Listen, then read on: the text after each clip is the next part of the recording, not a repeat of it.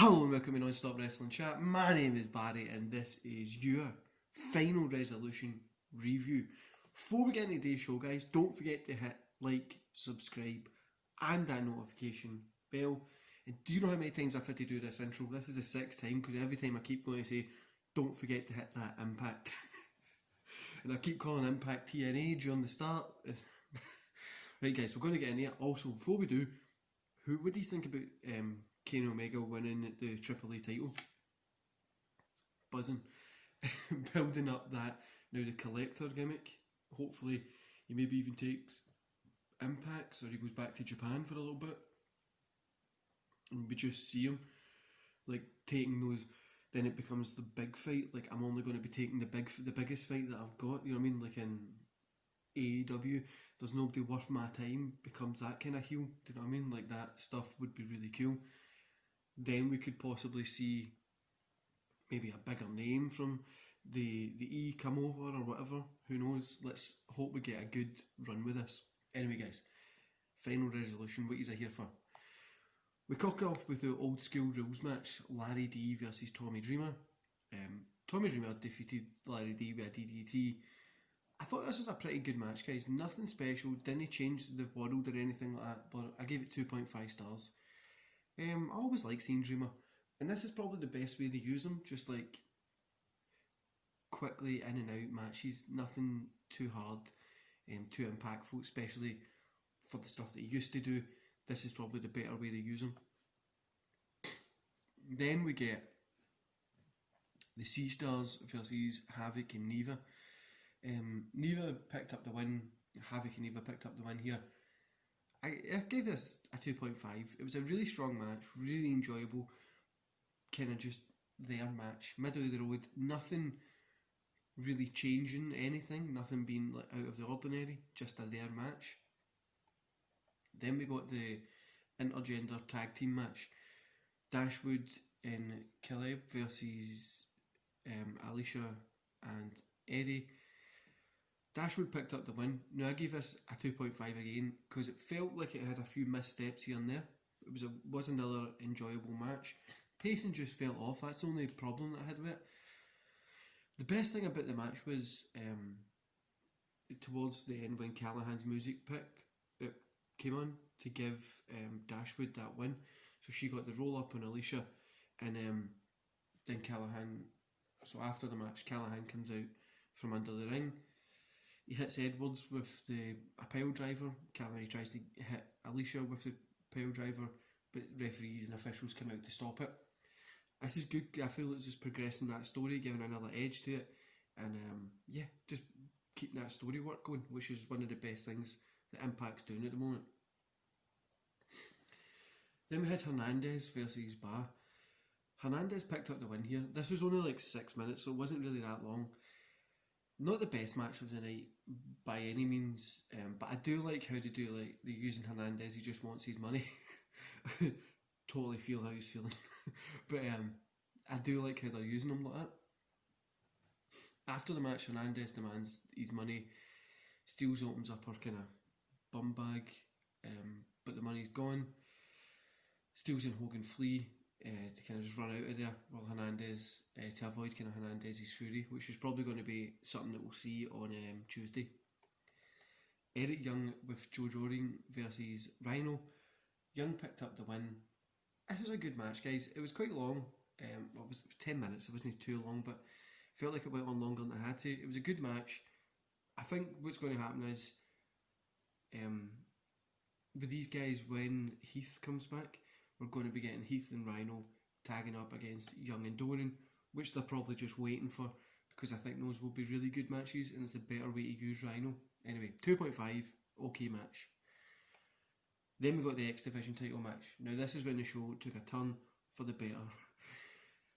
So we had Raju versus Manic. Manic was the challenger here. Manic picked up the win as well.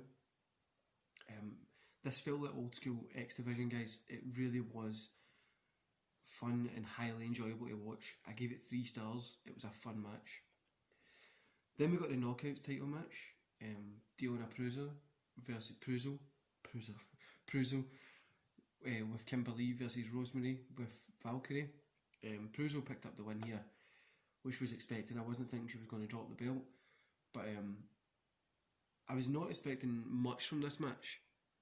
I wasn't expecting a lot from this match. I really didn't think much was going to come from it, but this was really enjoyable, and it changed my mind completely the whole way through it. It was maybe a few missteps here and there, but it was a really enjoyable, good match. So I gave this 3 stars. Then we get Carl Anderson. He catches up with Kenny Omega and Don Callis in the bus. Anderson says that he has to take on Beef and Paige tonight. Omega and Callis tell him that they want to see the machine gun, and I quite liked the Kenny being on this, and then obviously I'm winning the AAA as well. I thought that was pretty cool. Carl Anderson versus Ethan Page. Carl Anderson picked up the win, like 13-minute match or something. This was an awesome match, honestly. I loved it before with the Kenny stuff, and then I liked it after. Well paced, fun match, 3.5 stars. Then we got the Impact World title match. Rich Swann versus Chris Bay. Rich Swann retained. I was happy with that. Maybe Chris Bay could have picked up the win, but I feel Rich Swann deserved the retainment there. Yeah, good match. I didn't think Rich Swann would have lost tonight, but Swann and Bay are having great matches between each other just now. I'm really happy that Swann kept the belt, but if Bay picked it, I would have been happy as well. 3.5 stars, really enjoyed it. After the match, Moose makes his way down to the ring and he picks up the Impact Championship. Moose hands the Impact Championship to Swann, stares him down. As Swann heads to the back. I thought it was pretty cool, but overall, guys, 3 stars. Again, Impact, first half of the show was kind of like it wasn't the best. Second half was where stuff picked up and when it was really, really good. It was cool seeing Kenny there as well. I'm hoping for a cross promotion or cross promotions stable with the Machine Guns, Carl Anderson, Kenny, like bringing like a Bullet Club kind of vibe to it. You know what I mean? I think that'd be cool as cross promotion. Like they have the belts and they're only going after the best place to be and things like that. But there's a lot of people out there that are moaning about Impact, saying that they had their chance when they were TNA, but back in the day they would call it WCW 2.0. Anybody who tries to go up against WWE, people just say it's WCW 2.0. And you know what? I love Impact. It's one of my highlights of the week, watching it, especially with how hard it is to watch WWE now.